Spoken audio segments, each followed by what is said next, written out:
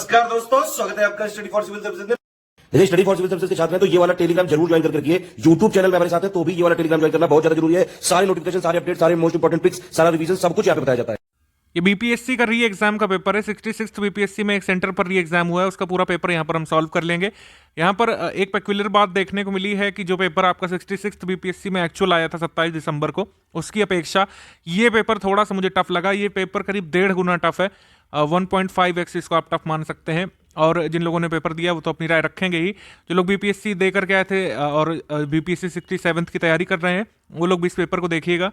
BPSC 66 की जो लोग मेंस की आंसर राइटिंग कर रहे हैं वो हमारा आंसर राइटिंग का ग्रुप ज्वाइन कर सकते हैं, पेड वाला चाहें तो, बहुत ही नॉमिनल कॉस्ट पर। और बीपीएससी 67 की जो लोग तैयारी कर रहे हैं, जिसका कैलेंडर के हिसाब से नोटिफिकेशन प्रस्तावित है जुलाई 2021 में, इसकी भी हम लोग तैयारी करवा रहे हैं। काफ़ी सारे क्वेश्चन इस री एग्जाम में और 66 में हमारे मटेरियल से और हमारे वीडियोस में से आए थे, वो सब ने प्रूफ दिए हुए हैं। अभी और भी मैं दिखाता जाऊँगा इस पेपर को सॉल्व करते हुए कि हमारे से क्या क्या आया है। करंट अफेयर का कोई question study for civil service के बाहर से नहीं है, हिस्ट्री का कोई बाहर से नहीं है। एक आधे अगर हम साइंस के क्वेश्चन या इकोनॉमिक क्वेश्चन छोड़ दें, अब पूरा का पूरा पेपर इसमें कम से कम जो है 134+ क्वेश्चन जो है स्टडी फॉर सिविल सर्विसेज के मटेरियल से सॉल्व कर सकते थे। आइए चलिए इसमें शुरुआत करते हैं और बीच बीच में आपको तो हम प्रूफ दिखाते ही जाएंगे। तो पहला हमारा यहाँ पर सवाल है, कौन सी मूल भौतिक राशि, फंडामेंटल यूनिट्स आपको साइंस लिस्टिंग में दिखाया गया है। विद्युत धारा इसमें से जो आपकी फंडामेंटल यूनिट है। उसके बाद अनुदैर्ध्य तरंगों का उदाहरण कौन सा होगा, तो ये आपकी ध्वनि तरंग है, ठीक है। उसके बाद हमसे पूछा है इसमें लॉन्गिट्यूडनल वेव्स बेसिकली पूछा है इसमें, जहाँ जहाँ पर जरूरी है उसमें इंग्लिश भी बताएंगे आपको। प्रकाश वर्ष किसका, ये तो जो है जो एग्जाम हुआ था 27 दिसंबर को, उसमें भी ये सेम क्वेश्चन आया था, तो आपने कर लिया होगा। ये एक्चुअली ये नहीं आया था, दूसरा आया था, ये प्रकाश वर्ष वाला आया था। प्रिज्म के द्वारा जो डिस्पर्सन शो किया जाता है, साइंस के बेसिक क्वेश्चन आए। उसके बाद कौन से डिग्री पर जो है फ़ारेनहाइट सेंसस जो है फ़ारेनहाइट स्केल सेंसस स्केल को इंसाइड करते हैं, वो -40 है, ये आपको याद होना चाहिए। प्रकाश वर्ष किसका मात्रक है, ये तो 27 दिसंबर को भी आया था, डिस्टेंस यानी दूरी का है। उसके बाद इससे पूछा है कि इसमें जब एक ध्वनि तरंग एक माध्यम से दूसरी माध्यम में जाती है तो कौन सी राशि अपरिवर्तित रहती है, ये भी जो है 27 दिसंबर को आया था। मतलब कुछ क्वेश्चन जो है डायरेक्टली आ गए हैं। अच्छा, एक आपको यहाँ पर सलाह देनी है, जो लोग 67 की तैयारी कर रहे हैं, जो हमारा लास्ट 10 ईयर्स का जो पापा वीडियो बना हुआ है बीपीएससी क्वेश्चंस का, उसको एक बार जरूर से जरूर देखिएगा। मैं ये बता रहा हूँ आपको, 20-22 क्वेश्चन जो है हर साल किसी ना किसी फॉर्म में रिपीट होते हैं बीपीएससी में, फॉर्म चेंज करके वही क्वेश्चन पूछे जाते हैं। अगर आप लास्ट 10 ईयर्स के पेपर लगा करके जाएंगे जरूर आपको एज मिलेगा इसमें, क्योंकि क्वेश्चंस तो रिपीट हो रहे हैं भले ही फॉर्म चेंज करके। तो उसके बाद ये पूछा है कि चिकित्सा स्थितियों का निदान करने के लिए जब हम एमआरआई तकनीक का प्रयोग करते हैं तो किसका उपयोग जो है नहीं किया जाता, ये हमसे पूछा है। तो इसमें पूछ रहे हैं किसका उपयोग नहीं होता। अगर इसमें पूछते होता है किसका, तो इसका आंसर क्या हो जाता हमारा, इसका आंसर फिर हो जाता चुंबकीय क्षेत्र। लेकिन इसमें पूछ रहे हैं किसका नहीं होता है, तो इसमें किसी भी रेडिएशन का प्रयोग नहीं होता है, ना रेडियो का, ना गामा का, ना एक्सरे का। तो हमारा आंसर इसमें क्या बनेगा, ई बनेगा। इसमें बहुत सारे ऐसी चीज़ें हैं जिसमें ई आंसर है हमारा, तो 6th वाले का आंसर यहाँ पर ई होगा। किसी भी तरह के रेडिएशन का प्रयोग नहीं करते, मैग्नेटिक फील्ड का प्रयोग करते हैं। उसके बाद इसमें लेंस की क्षमता किससे मापी जाती है, हमने बताया डायोप्टर मापी जाती है, ऑप्शन नंबर डी है इसमें। इसके बाद इसमें पूछा है कि कौन सा कण जो है आवेश रहित है, यानी कि जिसमें चार्ज नहीं है, ये पूछा है इसमें, विदाउट चार्ज है। आवेश रहित आपका न्यूट्रॉन है, न्यूट्रॉन का कोई चार्ज नहीं है, ऑप्शन नंबर सी यहाँ पर सही है। उसके बाद हमसे पूछा है इसमें कि ओम मीटर किसका मात्रक है, तो ओम मीटर है रजिस्टिविटी यानी प्रतिरोधकता का। उसके बाद नीलम या फिर रूबी का या सफ़ायर का रासायनिक सूत्र क्या है, इसमें सफ़ायर का बेसिकली पूछा है। सफ़ायर क्रिस्टल्स का ये होता है फॉर्मूला Al2O3, ठीक है। अगर आप मोबाइल फ़ोन के ड्यूरेबिलिटी टेस्ट वगैरह देखते हैं जेरी रिग वाला, तो आपने कर लिया होगा ये। खैर काफ़ी सारी चीज़ें अवेयरनेस पर आधारित भी हैं, जैसे पेट्रोल की गुणवत्ता। आपने पता होगा कि पेट्रोल की गुणवत्ता किससे मापते हैं, ऑक्टेन संख्या से, ऑक्टेन नंबर से। और ये वैसे तो 12th की केमिस्ट्री में है, लेकिन हमने लिस्टिंग पीडीएफ में करवाया हुआ है सब। अम्ल वर्षा के घटक कौन कौन से हैं, इसमें जो है बिल्कुल कंफ्यूज नहीं होना है। अम्ल वर्षा के 2 घटक हैं, HNO3 और H2SO4, यानी कि नाइट्रिक एसिड, सल्फ्यूरिक एसिड। अब आप जल्दी से ई पर मत पहुंच जाइएगा, डी भी तो देख लीजिए क्या लिखा है। डी में ए और बी दोनों लिखा हुआ है, इस वजह से हमारा इसमें आंसर हो जाएगा डी, ठीक है। तो ये थोड़ा सा मतलब देख समझ के करने वाला सवाल था। अगर आपने डी पर ना ध्यान दिया होता तो आप ई कराए होते, जो कि गलत हो जाता। उसके बाद है कि सीएनजी का मुख्य घटक क्या है, ये कई बार का रिपीटेड क्वेश्चन, इसका आंसर आपको पता है, डी होगा। मीथेन जो है इसका मुख्य घटक है, CH4। एंटीबायोटिक दवा जो है पेनिसिलिन है, ऑप्शन नंबर डी। उसके बाद है कि सबसे उच्च गलनांक किसका होता है, तो आप टेबल से मिला लीजिएगा, सबसे उच्च गलनांक बोरॉन का होता है, ठीक है। उसके बाद ये भारी जल का रासायनिक सूत्र पूछ रहा है, हैवी वाटर का जिसका यूज न्यूक्लियर रिएक्टर में होता है। तो हैवी वाटर का क्या होता है, ड्यूट्रियम ऑक्साइड होता है, D2O, तो वो दिया हुआ है, ये हमने करवाया साइंस लिस्टिंग में, ठीक है। उसके बाद इसमें पूछा है कि पीएच में पानी का मान, तो पानी यहाँ पर शुद्ध नहीं दिया हुआ है, लेकिन मेरे हिसाब से भी ही इसमें जाएगा, 7 होगा। पीएच का मान, पानी के पीएच का मान।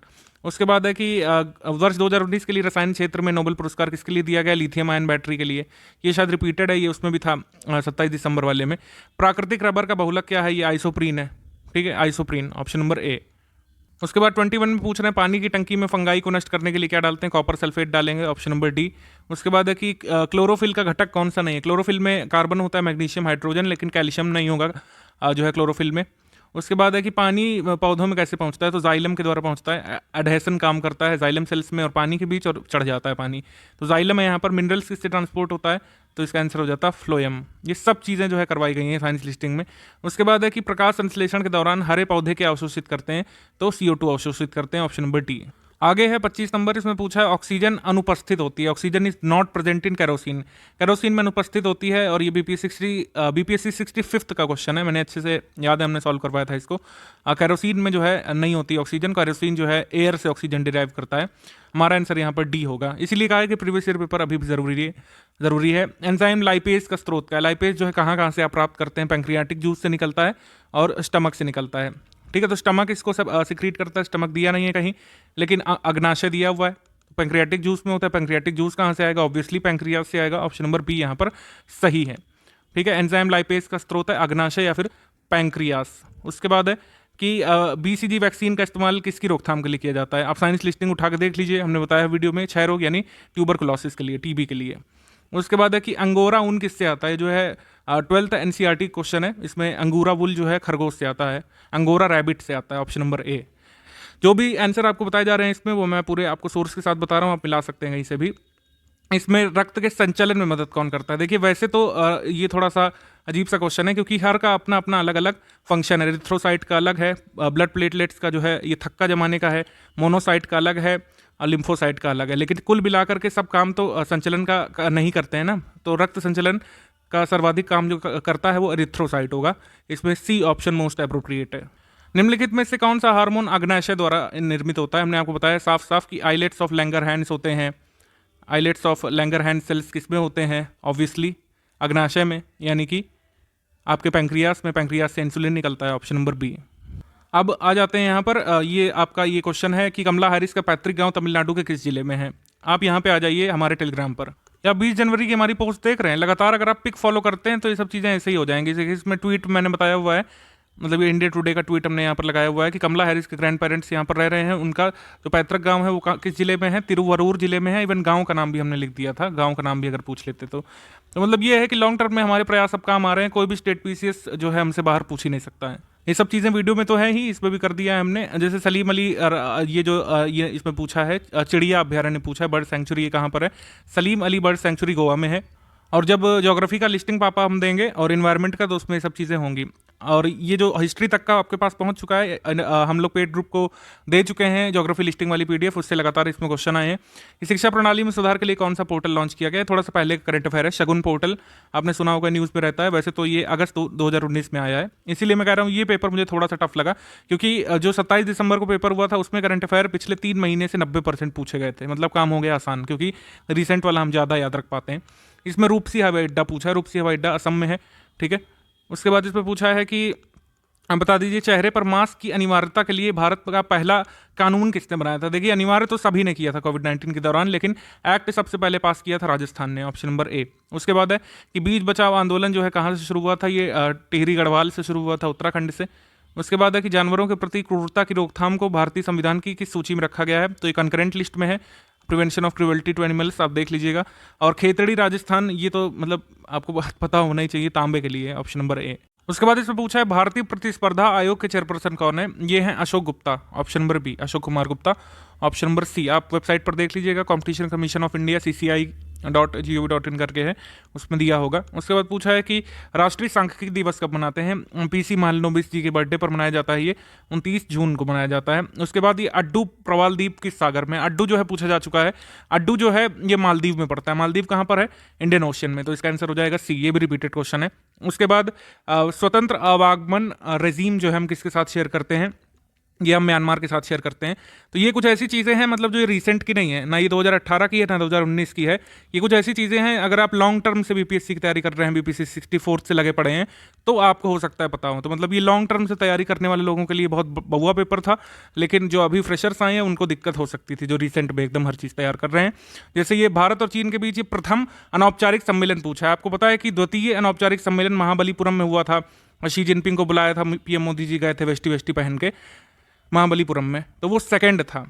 फर्स्ट कहाँ पर हुआ था पूछा है, तो फर्स्ट वुहान में हुआ था जहाँ पर मोदी जी गए थे, तो ऑप्शन नंबर बी यहाँ पर सही है। उसके बाद है कि क्षेत्रीय वृहत भागीदारी आर्थिक, मतलब कुल मिलाकर आरसीईपी का सदस्य कौन सा नहीं है पूछा है, तो आरसीईपी में इंडिया मेंबर नहीं है, अब आरसीईपी के 15 मेंबर रह गए हैं, आपको पता होना चाहिए। पाकिस्तान सदस्य नहीं है, बाकी जापान सदस्य आरसीईपी का भी न्यूजीलैंड है, ऑस्ट्रेलिया है, चाइना है, लेकिन पाकिस्तान नहीं है। ऑप्शन नंबर डी यहाँ पर सही है। भारत किस देश के साथ 2+2 बैठक करता है? ये तो खैर कोई दिक्कत नहीं होगी अगर आप स्टडी फॉर सिविल सर्विसेज के फॉलोअर हैं। जब भी 2+2 होता है मैं आपको हाईलाइट करके बताता हूं कि भारत 3 देशों के साथ 2+2 करता है, जापान, अमेरिका और ऑस्ट्रेलिया। तो यहां पर हमारा आंसर हो जाएगा उपर्युक्त सभी, डी वाला। ई वाला मत लगा दीजिएगा वरना गलत मानेगा आयोग, जबकि ई का भी मतलब देखा जाए तो वैसे ही होता है, more than one of the above, लेकिन डी यहाँ पर सही होगा। उसके बाद पूछा है कि ट्रैक 1.5 कूटनीति क्या होती है, तो ट्रैक 1.5 में क्या होता है, सरकारी और गैर सरकारी दोनों कूटनीति शामिल होती है। उसके बाद हमसे पूछा है कि वर्ष 2000 में मेकांग गंगा सहयोग कब से शुरू हुआ था, तो मेकांग गंगा सहयोग लाओस से शुरू हुआ था, ऑप्शन नंबर ए। उसके बाद है कि सिस्टर स्टेट संबंध जो है अहमदाबाद के किसके साथ हैं, तो जापान के कोबे शहर के साथ हैं, ठीक है, जापान के कोबे के साथ, ये भी आ चुका है। न्यूजीलैंड का प्रथम भारतीय मूल का मंत्री कौन बना है, ये जो है डायरेक्टली आरओ मेंस में पूछा गया था, आरओ मेंस में डायरेक्टली क्वेश्चन था। हमने आपको कहा था कि आप अगर आप यूपी के हैं तो ऐसा, अगर आप बिहार के हैं तो ऐसा नहीं यूपी के पेपर ही मत देखिए, ये देखा करिए आ जाता है, डायरेक्टली पूछा है प्रियंका राधाकृष्णन, सेम उसी तरह का है। उसके बाद इस पर पूछा है कि वर्ल्ड इकोनॉमिक आउटलुक इंडेक्स जो है कौन पब्लिश करता है, आईएमएफ पब्लिश करता है, ये आपको पता होगा करंट में। और उसके बाद नेपाल की प्रथम बहुराष्ट्रीय पेट्रोल पाइपलाइन बिहार में कहाँ से प्रारंभ होती है, यूपीपीएससी 2019 के प्रीलिम्स में आया था। वही मैंने आपको बताया कि अगर आप लगातार 2 साल से तैयारी कर रहे हैं तो पेपर बहुआ था, लेकिन वैसे कठिन था। तो ये मोतिहारी से जो है अमलेखगंज तक थी, तो ये मोतिहारी बिहार से शुरू होती हुई और वहाँ तक गई थी अमलेखगंज तक, तो ऑप्शन नंबर ए यहाँ पर सही है। बिहार में समेकित चेक पोस्ट कब स्थापित की गई थी, एक्चुअली यहाँ पर थोड़ा चेंज करेंगे, यहाँ पर मैंने इंडिया के हिसाब से लिख दिया है। इंडिया की प्रथम समेकित चेक पोस्ट तो 2012 में आई थी, जो कि यहाँ पर मैंने गलत लगा दिया है, इंडिया की नहीं पूछा, बिहार की पूछा। इंडिया की प्रथम ये समेकित यानी इंटीग्रेटेड चेक पोस्ट जो है ये आई थी अटारी बॉर्डर पर, और जबकि बिहार की आई थी 2018 में। बिहार की कब आई थी, 2018 में रक्सौल पर। तो यहाँ पर बिहार के हिसाब से पूछा है, इस वजह से आंसर यहाँ पर सी होगा। एग्जैक्टली इसका आंसर सी है, 52 का सी। अंतर्राष्ट्रीय बॉक्सिंग फेडरेशन का मुख्यालय कहाँ पर है, ध्यान रखिएगा, अंतर्राष्ट्रीय बॉक्सिंग फेडरेशन पूछा है, अंतर्राष्ट्रीय बॉक्सिंग एसोसिएशन नहीं पूछा है। आईबीए का हेडक्वार्टर वैसे तो लॉसेन में है, लेकिन हमसे वो पूछा ही नहीं है, तो ये थोड़ा सा ट्रिक क्वेश्चन था। अंतर्राष्ट्रीय बॉक्सिंग फेडरेशन का मुख्यालय न्यू जर्सी में है, यूएस में। अब ये क्वेश्चन पूछा है कि शेन वॉटसन ने सभी प्रकार के क्रिकेट से संन्यास ले लिया, किस किस टीम से वो खेले, तो वो आरसीबी से भी खेले थे, आरसीबी से भी खेल चुके थे, चेन्नई सुपर किंग्स से तो खेले ही खेले थे, तो इसका आंसर हो जाएगा ऑप्शन नंबर ई, यानी कि एक से अधिक टीम से खेले। मैंने आपको बताया कि ये थोड़ा सा इसीलिए ट्रिकी है क्योंकि इसमें कई सारे ऑप्शन ई हैं। भारत की प्रथम डॉल्फिन वेधशाला भागलपुर में बनाई जा रही है, बिहार में, ऑप्शन नंबर सी, आंख बंद करके लगाएंगे यहाँ पर। उसके बाद बिहार का प्रथम रामसर क्षेत्र, ऑब्वियसली इसका आंसर कौन सा है, बेगूसराय है, ऑप्शन नंबर ए। बिहार का प्रथम वेटलैंड बेगूसराय में। उसके बाद यहाँ पर है कि एफआईडी का प्रथम ऑनलाइन शतरंज ओलंपियाड किसने किससे जीता था, हमने आपको चिल्ला चिल्ला कर बताया कि भारत और रूस ने संयुक्त रूप से जीता, ऑप्शन नंबर डी। उसके बाद इटालियन ग्रैंड प्री किसने जीती, इटालियन ग्रैंड प्री पियर ग्रैसली ने जीती है। ये सारे के सारे करंट अफेयर हमारे वीडियोस में आपको मिल जाएंगे, पीडीएफ हमने पेड ग्रुप मेंबर्स को दी थी, और सारे प्रूफ हम दिखा सकते हैं अगर आप चाहें तो। वन मोर थिंग नाम से कार्यक्रम किया था एप्पल ने, भारत में अपना व्यापार बढ़ाने के लिए वन मोर थिंग एप्पल ने किया था, ये भी हमने बताया है, ऑप्शन नंबर डी। उसके बाद आई एम नो मैसिया के लेखक कौन है, सोनू सूद हैं। सोनू सूद को एक अवार्ड भी मिला है जिसके बारे में छत्तीसगढ़ पीसीएस ने पूछा है कल। उसके बाद ये सवाल पूछा हिस्ट्री से, प्रथम मानव जीवाश्म भारत की किस नदी घाटी से प्राप्त हुआ था, ऑब्वियसली इसका आंसर नर्मदा है, ठीक है। प्रथम मानव जीवाश्म नर्मदा घाटी से मिला, एनसीईआरटी में भी है, ठीक है, इसमें देखिएगा, और 2012 में मिला था ये। प्रथम मानव जीवाश्म नर्मदा घाटी से प्राप्त हुआ, ऑप्शन नंबर सी। उसके बाद हमसे पूछा है कि भारत का पहला साम्राज्य किसने स्थापित किया था, तो मतलब इसमें क्रोनोलॉजी में देखना है कि सबसे पहला कौन, तो ऑब्वियसली इसका आंसर चंद्रगुप्त मौर्य है। चंद्रगुप्त मौर्य के जो है ग्रैंडसन ही थे अशोक के, मतलब कुल मिलाकर मौर्य वंश के पतन के बाद, शुंग के बाद जो है इंडो ग्रीक्स आए, और चंद्रगुप्त विक्रमादित्य चंद्रगुप्त मौर्य के बाद चंद्रगुप्त सेकंड इनको बोलते हैं, कुल मिलाकर चंद्रगुप्त मौर्य होगा इसमें, ऑप्शन नंबर ए। उसके बाद पूछा है कि बुद्ध की प्राचीनतम प्रतिमा किस शैली की बनी हुई है, इसमें मैंने अंदाजे से लगाया गंधार, आप लोग कंफर्म करिएगा, ये मेरी तरफ से कंफर्म नहीं है, इसमें आप जो है ऑथेंटिक बुक से देख के बताइएगा, वैसे एनसीईआरटी में नहीं मिल रहा है। 63 का आंसर आप लोग कमेंट करके बताइए। उसके बाद है कि इसमें किस अभिलेख में कलिंग विजय का वर्णन है। इसका आंसर ई होगा, क्योंकि किसी में नहीं वर्णन है, किसी में भी नहीं है। एक्चुअली ये अशोक के ही 13वें बृहद शिलालेख में है, तो 13वें एडिक्ट में मेंशन है, जो कि यहाँ पर दिया नहीं हुआ है, इस वजह से इसका आंसर ई होगा मेरे हिसाब से। ये बहुत इजी गो क्वेश्चन था। सल्तनत काल में सार्वजनिक वितरण प्रणाली, राशनिंग प्रणाली, बाजार सुधार, इस सब के लिए जाना जाता है अलाउद्दीन खिलजी को। उसके बाद है सन 1565 में कौन सा युद्ध हुआ था। 1565 में एक ही युद्ध हुआ था, तालीकोटा का, ऑप्शन नंबर डी। उसके बाद इसमें पूछा है कि दीन इलाही किसने शुरू किया था। दीन इलाही सुलह कुल की नीति, ये अकबर लाए थे, ऑप्शन नंबर बी। इसमें पूछा है फिर इसके बाद कि ये अष्टप्रधान किसके मंत्रिपरिषद में थे। ऑब्वियसली मराठा में, शिवाजी के यहाँ पर, ऑप्शन नंबर डी। उसके बाद पूछा है कि भारत का प्रथम गवर्नर जनरल, तो आप भारत का प्रथम गवर्नर जनरल यहाँ पर पूछा जा रहा है, तो लॉर्ड विलियम बेंटिक हैं, जो यहाँ पर दिए नहीं है, तो ऑप्शन नंबर ई होगा इसमें, ऑप्शन नंबर ई। उसके बाद है कि इसमें भारत में ब्रिटिश साम्राज्य का संस्थापक किसे मान सकते हैं। ऑब्वियसली जिसने बक्सर का युद्ध जिता दिया था, option number C, Lord Clive, यहाँ पर बिना कोई संदेह के सही है। उसके बाद है 1857 की क्रांति सबसे पहले कहाँ पर शुरू हुई, तो ऑब्वियसली इसका आंसर मेरठ होगा। उसके बाद है कि मुंडा विद्रोह का नेता कौन था। बिरसा मुंडा, बिरसा भगवान वहाँ के, option number B. Arya Samaj किसने शुरू किया था, इसमें पूछा है। Arya Samaj Swami Dayanand Saraswati, option number C. उसके बाद इसमें भारत रत्न प्राप्त करने वाले प्रथम कौन थे, तो पीआईबी की पिक है, हम आपको शेयर कर देंगे। पीआईबी की पिक में साफ लिखा हुआ है, और आप वेबसाइट पर देख सकते हैं, भारत रत्न की वेबसाइट पर, कि उसमें चक्रवर्ती राजगोपालाचारी को मिला था पहला, सी राजगोपालाचारी को, तो इसमें ऑप्शन नंबर ई होगा। उसके बाद इसमें पूछा है कि बिहार में कौन सा शहर 5 पहाड़ियों से घिरा हुआ है, तो उसका आंसर राजगीर है, जो कि नालंदा डिस्ट्रिक्ट में है। कोई भी आंसर मैच नहीं हो रहा है, तो इसका आंसर ई होगा मेरे हिसाब से, और ई ही होगा फाइनल आंसर की में भी। राष्ट्रपति किस राज्य से थे बिहार के, तो मैंने लगाया ही नहीं है, कॉमन सेंस से था, बिहार इसका आंसर है। उसके बाद है कि उससे पूछा है कि बिहारी छात्र सम्मेलन का 16वां अधिवेशन कहाँ पर हुआ था। हजारीबाग में हुआ था, ऑप्शन नंबर ए। ये हमने टेस्ट सीरीज में भी करवाया है, ये भी टेस्ट सीरीज में हमने करवाया था कि बिहार के चिरान नामक पुरास्थल की प्राचीनतम संस्कृति जो है कौन सी है, तो नवपाषाणी की। हमने दूसरी तरीके से पूछा था, मैंने इस तरीके से फ्रेम किया था इसको कि जो है नियोलिथिक के सबसे प्राचीनतम साक्ष्य या फिर सबसे पहले साक्ष्य कहाँ से मिले, चिरान से, ऑप्शन नंबर सी। चिरान जो है सारण डिस्ट्रिक्ट में है, इस तरीके से मैंने टेस्ट सीरीज में पूछा था। तो कुल मिलाकर स्टडी फॉर सिविल सर्विस का आप वीडियो उठा लीजिए टेस्ट सीरीज, जैसे मैं बता रहा हूँ कि मैंने पूछा था, तो आप जो है मुझको गलत भी साबित कर सकते हैं, ठीक है। तो नहीं कर पाएंगे क्योंकि मैंने पूछा ही है इसको, नवपाषाणिक संस्कृति। उसके बाद ये बाबा ठाकुर प्रसाद ने पटना में किस सोसाइटी की स्थापना की थी, तो ये स्थापना की थी इन्होंने रामकृष्ण मिशन सोसाइटी की। यहाँ पर बी और सी दोनों लग गया है, लेकिन यहाँ पर बी होगा, ठीक, बी है यहाँ पर। रामकृष्ण मिशन सोसाइटी की स्थापना इन्होंने 1906 के आसपास की थी, 1907, 1906 इस तरीके से। आप बताइएगा स्वतंत्रता पश्चात बिहार का प्रथम राज्यपाल कौन बना था। हमने आपको बताया था, ये टेस्ट सीरीज में डायरेक्टली क्वेश्चन था, जयराम दास दौलत राम। ये भी मैंने बताया था, और ये भी बताया था कि जब बिहार ओडिशा अलग अलग प्रांत बन गए थे 1936 में, तब कौन बना था, वो भी हमने टेस्ट सीरीज में करवाया था। तो इसका आंसर हो जाएगा 80 का सी, जयराम दास दौलत राम। अब यहाँ से ज्योग्राफी क्वेश्चंस आपको देखने को मिलेंगे। नियाग्रा जलप्रपात जो है किन 2 झीलों के बीच है, तो ये ओंटारियो झील और इरी झील के बीच है, ऑप्शन नंबर डी। उसके बाद निम्नलिखित में से कौन सा जोड़ा बेमेल है, इसमें मैंने बहुत ज़्यादा देख लिया है।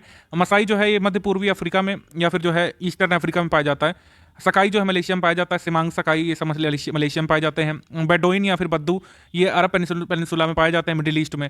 किर्गिज जो है ये मध्य एशिया में पाए जाते हैं। तो सारे के सारे सही है, बेमेल कोई नहीं है। ये मतलब ये मुझे आज तक नहीं बीपीएससी समझ में आया कि कह रहे हैं बेमेल है, और बेमेल कोई है ही नहीं है बुक से अगर आप मिलाओ तो इसमें ई ही होगा आंसर, ई ही मेरे हिसाब से यहाँ पर सही होगा। आप माजिद हुसैन जी की बुक में देख लीजिएगा, ये जोड़े जो है सही मिलाए हुए हैं सारे के सारे। उसके बाद जो है निम्नलिखित में से कौन सा जर्मनी का कोयला क्षेत्र नहीं है, तो लॉरेन बेसिन आपको पता है फ्रांस में है, ठीक है, इतना तो पता ही हो गया, तो लिस्टिंग में भी करवा दिया है। तो बस ये नहीं है, बाकी सारे हैं, रूर है, सार है, आशियन है, ये सारे जर्मनी के कोयला क्षेत्र हैं, लेकिन लोरेन नहीं है। उसके बाद उत्तर का वेनिस कौन सी रूस की सिटी कहते हैं, तो ये भी जो है पूछा जा चुका है। ये 66 जो हुआ था अभी 27 दिसंबर को, उसमें भी आया है ये सेंट पीटर्सबर्ग। तो कुछ क्वेश्चन नहीं चेंज किए हैं, तो मतलब एक तरीके से एडवांटेज तो है ही, जिन लोगों ने बाद में दिया है पेपर। यूरोप में पिरिनी पर्वत श्रृंखला जो है किन 2 देशों को अलग करती है, तो स्पेन से फ्रांस को पिरिनी अलग करती है, ऑप्शन नंबर ए। उसके बाद भारत में चंद्रा और भागा नदियाँ किस क्षेत्र में बहती हैं, तो लाहौल में बहती हैं। ये हमने लिस्टिंग में करवाया हुआ है। अभी लिस्टिंग का पीडीएफ है मेरे पास, उससे मैं देख के बता रहा हूँ, वीडियो आएगा तो आप खुद ही देख लीजिएगा। चंबल नदी पर राणा प्रताप सागर जल विद्युत परियोजना राजस्थान में है, ऑप्शन नंबर बी। भरमौर जनजातीय क्षेत्र जो है ये ब्राह्मणों का क्षेत्र है, ये हिमाचल प्रदेश में पाया जाता है, ऑप्शन नंबर बी। उसके बाद इस पर पूछा है कि जवाहरलाल नेहरू या नवाज शैबा बंदरगाह कहाँ पर है, ये मुंबई महाराष्ट्र में है, ऑप्शन नंबर डी। उसके बाद है कि तांबे का सबसे बड़ा उत्पादक क्षेत्र कौन सा है। अगर यहाँ पर जो है रिजर्व के बारे में पूछते तो राजस्थान हो जाता है, लेकिन यहाँ पर उत्पादन पूछा है तो मध्य प्रदेश है, मध्य प्रदेश के बाद राजस्थान है। तो इसमें ऑप्शन नंबर ए है, latest mineral data agriculture data. देखा है कि नहीं देखा आपने, उसमें है कि नहीं है। उसके बाद है कि कश्मीर में पहलगाम किस नदी के किनारे बसा हुआ है, तो ये लिद्दर के किनारे बसा हुआ है, ऑप्शन नंबर सी। दंडकारण्य किस क्षेत्र में है? तो बीपीएससी का जो अभी लॉ वाला पेपर हुआ था उसके जीएस में था ये, छत्तीसगढ़ के बस्तर रीजन में है दंडकारण्य। मैंने बताया आपको प्रीवियस ईयर पेपर देखना बहुत जरूरी है, डायरेक्ट क्वेश्चन है उससे। कौन सी मवेशी नस्ल जो है राजस्थान की नहीं है? हल्लीकर जो है कर्नाटक रीजन की है, राजस्थान की नहीं है। बाकी सारी जो है कहीं ना कहीं राजस्थान में मिल जाएंगी, लेकिन ये कर्नाटक में मिलती है हल्लीकर। 94 नंबर हमको नहीं मिल पाया। कितने जिलों में 10 लाख से कम जनसंख्या थी? कोई ऑथेंटिक डॉक्यूमेंट मुझे नहीं मिल पाया जिससे मैं कह सकूं कि ये वाला है। अगर आपको मिले तो बताइएगा। 94 हम छोड़ रहे हैं यहाँ पर। उसके बाद 95 बिहार इकोनॉमिक सर्वे से काफी क्वेश्चन उठाएगा इस बार। 16-17 question directly Bihar economic survey से हैं, उस पर वीडियो बनाया हुआ है हमने। इसमें किस अनाज का प्रति हेक्टेयर उत्पादन सबसे अधिक है? तो किस अनाज का प्रति हेक्टेयर उत्पादन सबसे अधिक है पूछा है, ठीक है, यानी प्रोडक्टिविटी किसकी सबसे अधिक है। तो ये टेबल पे हमने देखा है, आप बहुत अच्छे से ध्यान से देखेंगे, उसमें जौ मिल जाएगा आपको। बार्ली या फिर जौ जो है इसकी प्रोडक्टिविटी सबसे अधिक है इस समय बिहार में। उसके बाद बिहार में मछली उत्पादन करने वाले अग्रणी जिले कौन से हैं? सबसे अधिक मछली उत्पादन मधुबनी में होता है, फिर दरभंगा में होता है। ये एक्जैक्टली हमने देखा हुआ है। बिहार इकोनॉमिक सर्वे में आप जो है कीवर्ड डाल के कर लीजिएगा, आपको मिल जाएगा। फिश प्रोडक्शन सबसे ज़्यादा मधुबनी दरभंगा में होता है। उसके बाद इसमें उत्पादन की दृष्टि से जो है बिहार में शीर्ष रैंकिंग की दालें कौन सी, यानी कि दालों में सबसे अधिक उत्पादन जो है किनका होता है? तो मूंग का होता है, मसूर का होता है, याद रखिएगा, मूंग और मसूर। इसको इंग्लिश में बोलेंगे लेंटिल और समर मूंग। उसके बाद इसमें अच्छा ये 100 नंबर वाला भी नहीं मिल पाया है। इसमें रूरल फीमेल लिटरेसी, इसका डेटा मुझे नहीं मिल पाया है। ग्रामीण साक्षरता दर सबसे कम किसमें थी, ये पूछा है आपसे, ये मैं छोड़ रहा हूँ, अगर आपको मिले तो बताइएगा। इसमें पूछा है 99 में कि सबसे अधिक नहर सिंचित क्षेत्र कौन सा है? तो वो है रोहतास। ये हमने आपको बताया है, ये जो हमने नोट्स दिए थे अपने ग्रुप में इकोनॉमिक सर्वे के, उसमें डायरेक्टली ये लिखा हुआ है। उसके बाद बिहार में गन्ना उत्पादन, ये तो टेस्ट सीरीज में भी है। गन्ना उत्पादन में अग्रणी कौन सा है? पश्चिमी चंपारण, ऑप्शन नंबर ए। उसके बाद ये क्वेश्चन है कि भारतीय राष्ट्रीय कांग्रेस के द्वितीय मुस्लिम अध्यक्ष कौन थे? द्वितीय पूछा है, पहले तो बदरुद्दीन तैयब जी थे फर्स्ट, ये सेकंड थे रहमतुल्लाह मोहम्मद सयानी, तो ऑप्शन नंबर सी इसमें सही होगा। उसके बाद संविधान सभा की प्रथम बैठक, ये हर कोई बता देगा, ऑप्शन नंबर ए है, 9 दिसंबर 1946। उसके बाद भारत के राष्ट्रपति के चुनाव मंडल में, यानी कि जो इलेक्टोरल कॉलेज होता है उसमें कौन कौन शामिल होते हैं? डी सही है। संसद के दोनों सदनों के सभी निर्वाचित सदस्य और राज्य विधानसभाओं के सभी निर्वाचित सदस्य शामिल होते हैं। ये हमने टेस्ट सीरीज में करवाया था, ऑप्शन नंबर इसमें डी है। उसके बाद इसमें 104 में पूछा है कि भारतीय संविधान के अनुच्छेद 110 के अनुसार धन विधेयक की परिभाषा में क्या सम्मिलित है? तो इसमें सब कुछ शामिल है, ठीक है, ई यहाँ पर सही होगा। सारे की सारी चीज़ें इसमें शामिल हैं, 1 2 3 4 4 के चारों शामिल हैं, ऑल ऑफ द अबव सही। 105 ये थोड़ा सा ट्रिकी था, इंदिरा साहनी मामला पूछा है, जबकि इंदिरा साहनी मामला जो है लक्ष्मीकांत पे भी नहीं डिस्क्राइब है किस बारे में था, रेफरेंस खाली लिखा हुआ है। तो ये ए के बारे में भी है, डी के बारे में भी है, इसका आंसर होगा ई, ठीक है, 105 का आंसर ई होगा। उसके बाद 106 में पूछा है कि किसी दल को राष्ट्रीय दल बनने के लिए कौन कौन सी चीज़ें पूरी करनी होगी?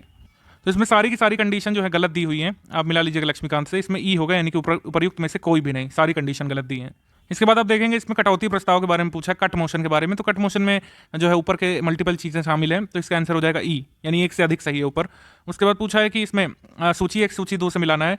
इसमें देखेंगे इसमें समान आचार संहिता जो है इससे मिलना चाहिए, यानी कि बी का 1 होना चाहिए, जबकि आप देखेंगे किसी भी ऑप्शन में बी का 1 नहीं है, बी का 1 नहीं है, बी का 1 नहीं है, बी का 1 नहीं है, तो इसका आंसर हो जाएगा ई। तो हमने आपको बताया कई सारे ऑप्शन ई वाले हैं इस बार, जबकि जो 27 दिसंबर को पेपर हुआ था उसमें इतने ई वाले ऑप्शन नहीं थे। तो इसमें पूछा है कि जो है 15% सीमा कब निर्धारित की गई थी? तो 91वें संविधान संशोधन 2003 में ये जो है सीमा निर्धारित कर दी गई थी कि काउंसिल ऑफ मिनिस्टर्स जो है 15% होंगे मूल सदस्यों की संख्या के।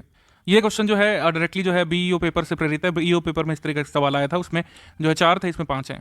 तो कुल मिलाकर आपको इसमें डी आंसर देना है, ए का 3, ठीक है, ए का 3 हनुमंता राव हो जाएगा यहाँ पर 1984, और फिर इस तरीके से हो जाएगा बी का 1 जी.वी. के राव हो जाएगा 1985।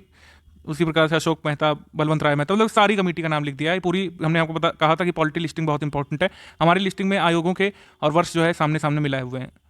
तो इस क्वेश्चन का आंसर हो जाएगा 110 का डी सही है। उसके बाद पूछा है कि जीडीपी गणना करने की कौन सी विधि नहीं है? जीडीपी गणना की 3 विधियां बताई गई हैं, उत्पादन विधि, आय विधि, व्यय विधि एनसीईआरटी में। हासमन लागत विधि ये डेप्रिसिएशन की होती है, ये जीडीपी की नहीं होती। ऑप्शन नंबर बी इसमें हमारा आंसर हो गया। उसके बाद है कि भारत में राष्ट्रीय आय का आंकड़ा डेटा निम्नलिखित में से कौन सा संस्थान जारी करता है? तो सीएसओ जारी करता है डायरेक्टली एनसीईआरटी से। उसके बाद आयुष्मान सहकार योजना के बारे में कौन सा कथन सही नहीं है? बाकी सारे तो सही हैं, बी सी डी सब सही है, लेकिन ये जो है कृषि और किसान कल्याण मंत्रालय की योजना है, लोगों ने इसको जो है गलत निकाल लिया है, वित्त मंत्रालय की योजना नहीं है, ठीक है। आयुष्मान सहकार है कृषि एवं किसान कल्याण मंत्रालय की। उसके बाद है कि भारत के बजट में किस वर्ष वस्तु लेन देन कर यानी सीटीटी इंट्रोड्यूस किया गया था? सीटीटी जो है चिदम्बरम लाए थे कॉन्सेप्ट, चिदम्बरम 2008 में इन्होंने जो है कॉन्सेप्ट ये सोचा था कि ये सीटीटी होना चाहिए। हालांकि इसको इसमें पूछा है एग्जैक्टली कि किस बजट में प्रस्तुत किया गया था। तो बजट में सबसे पहली बार इसको प्रस्तुत किया गया था 2013-2014 के बजट में, ठीक। ऑप्शन नंबर ए इसमें सही है, आप ढूंढ लीजिएगा। अगर पूछा गया होता कि सबसे पहले संकल्पना कब की गई थी, तो इसका आंसर 2008 होना चाहिए, ठीक। इसके बाद पूछा एचडीआई इंडेक्स 2019 के अनुसार इसको अवरोही क्रम में लगाना है, आरोही में लगाना है, सॉरी।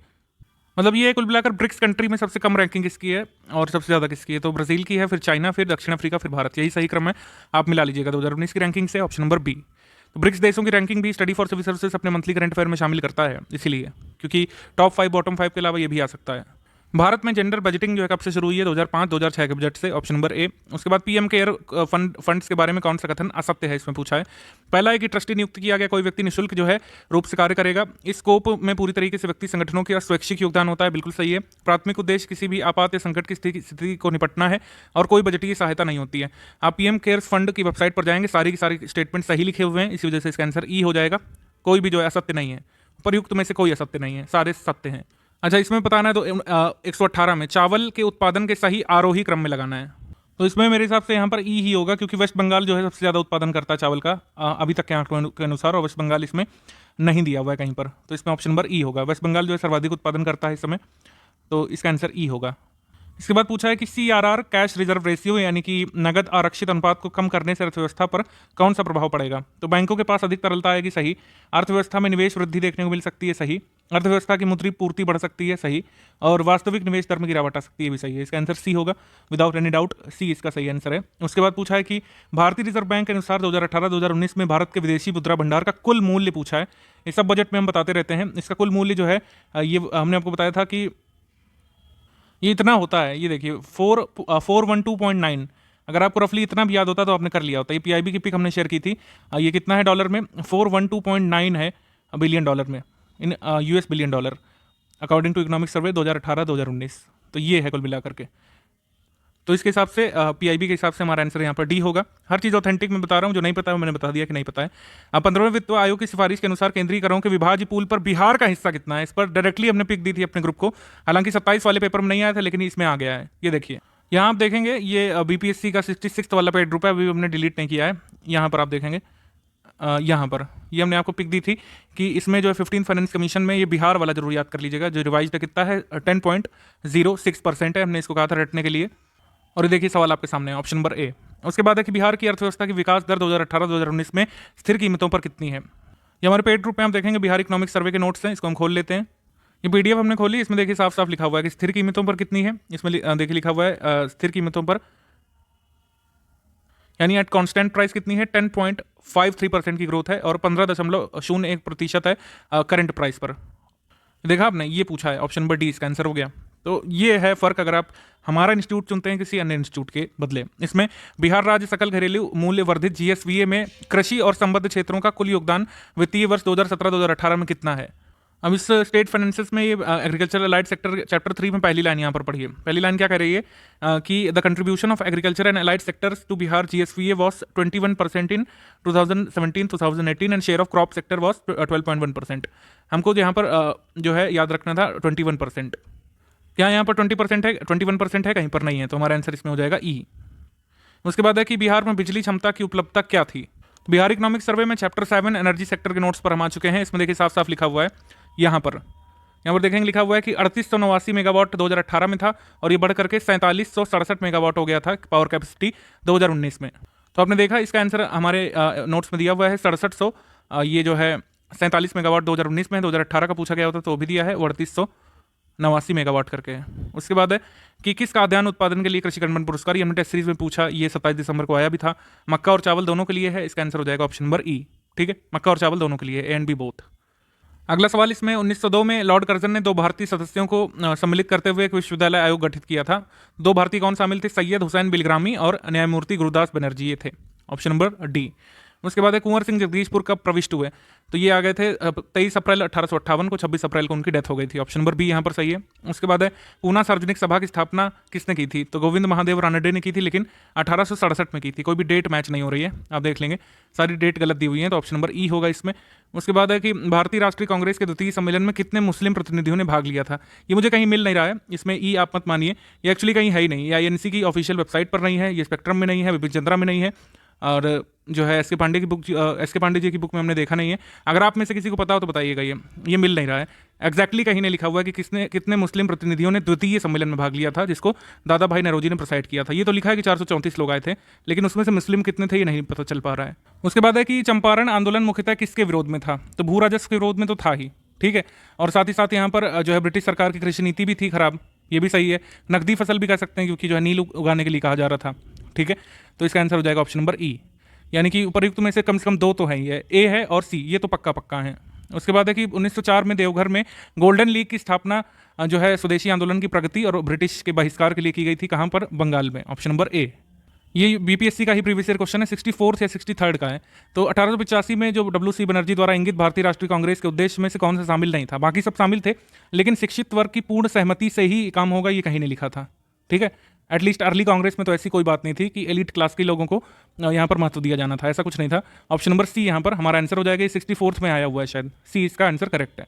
उसके बाद हमसे पूछा है 1906 में लंदन में अभिनव भारत सोसाइटी की स्थापना किसने की थी? वी डी सावरकर ने, ऑप्शन नंबर ए। उसके बाद भारत छोड़ो आंदोलन के दौरान बकरी का टापू में अखिल भारतीय आजाद दस्ता किसने स्टैब्लिश किया था? जयप्रकाश नारायण जेपी ने, ऑप्शन नंबर डी। उसके बाद 1872 में बिहार हेराल्ड किसने शुरू किया था? बाबू गुरु प्रसाद सेन ने, ऑप्शन नंबर सी। उसके बाद मुस्लिम लीग ने अपना वार्षिक अधिवेशन नियमित रूप से कब प्रारंभ किया? मैंने इस पर बहुत रिसर्च कर लिया, खूब सारी बुक पढ़ ली, एनआईओएस के नोट्स पढ़ लिए, उसमें साफ साफ मतलब ये कहीं लिखा नहीं है चीज़।